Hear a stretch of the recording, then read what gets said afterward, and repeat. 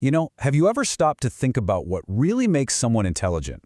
We usually jump to things like how many facts they know, right? Or their vocabulary.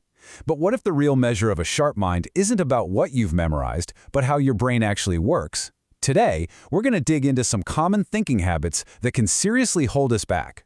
Habits that can make us seem a lot less intelligent than we actually are. This right here, this is the core idea for everything we're talking about today. It sounds simple, but it's a really powerful distinction. I mean, you can have a whole library of facts in your head, but if your thinking is stuck and inflexible, you can't really use any of it. This isn't about your IQ score. It's all about the mental habits that might be holding you back. So, this difference between just knowing stuff and actually thinking well brings us to the main problem we're going to unpack. It's something called cognitive rigidity. We're going to explore how this stuck way of thinking can be the biggest barrier between just having knowledge and putting it to good use. So what is cognitive rigidity exactly? Well, you can think of it like your brain is stuck in first gear.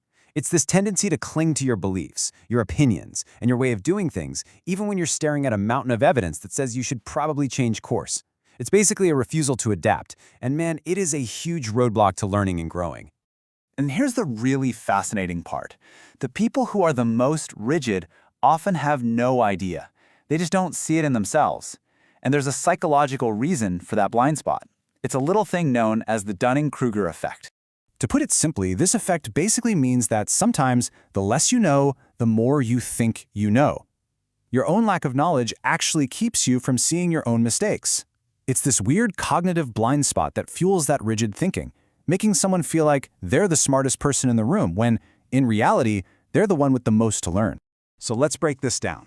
On one side, you've got low awareness. This is that dangerous mix of super high confidence but pretty low skill. These folks tend to overestimate what they can do and are totally blind to their own mistakes. But on the other side, you've got high awareness, and that looks totally different. The confidence is realistic because it's actually backed up by skill. And most importantly, people on this side are open to feedback and they always want to keep learning. Okay, so how does this cognitive rigidity actually pop up in our everyday lives? Let's get practical and break it down into 6 specific habits that are, well, pretty clear warning signs of a stuck mind. And here they are, the 6 big habits we're going to break down, one by one. You can think of this as a kind of checklist for your own mental flexibility. As we go through them, see if you recognize any of these habits in other people, or, maybe even in yourself. First up, we've got black and white thinking. This is the habit of seeing everything in extremes. It's either good or bad, right or wrong, a total success or a complete failure. But the world is way more complex than that, right? It's full of gray areas. This mindset just flattens everything out and misses all the important details in between. All right, next up, resisting new information. You've definitely seen this before. Someone gets hit with a fact that contradicts what they believe, and what's their first reaction? It's not curiosity, it's defensiveness. They're not trying to understand the new info, they're just trying to protect what they already believe. This one is all about the ego.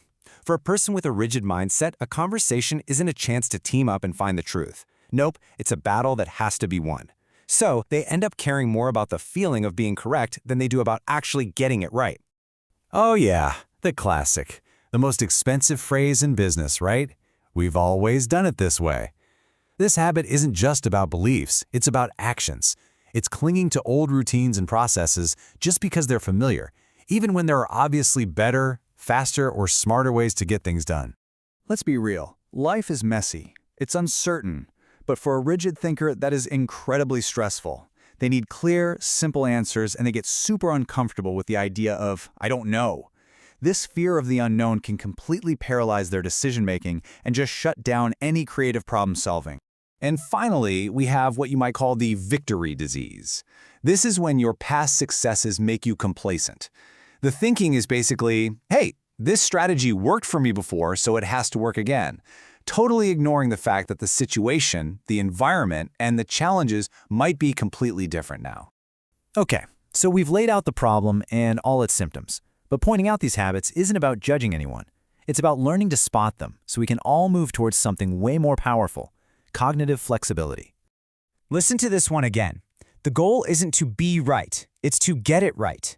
Just that tiny shift in your mindset, from defending your own position to chasing the best possible answer, that's the core of intellectual growth. It means taking your ego out of the equation and choosing curiosity over certainty. So, the big takeaway here is this. The hallmark of true, useful intelligence is adaptability. It's being able to update what you believe when you get new evidence. And the path to becoming more flexible starts with one simple, honest step: self-awareness. It's about just pausing before you react and asking yourself, hey, what if I'm wrong about this? Just noticing. That's the first step. And that brings us to our final thought. I really want to leave you with a question to chew on. We all have these core beliefs, right? About ourselves, about the world, about how things are supposed to work. Which one of yours have you held on to for so long that you've never really stopped to question it? That might be the perfect place to start.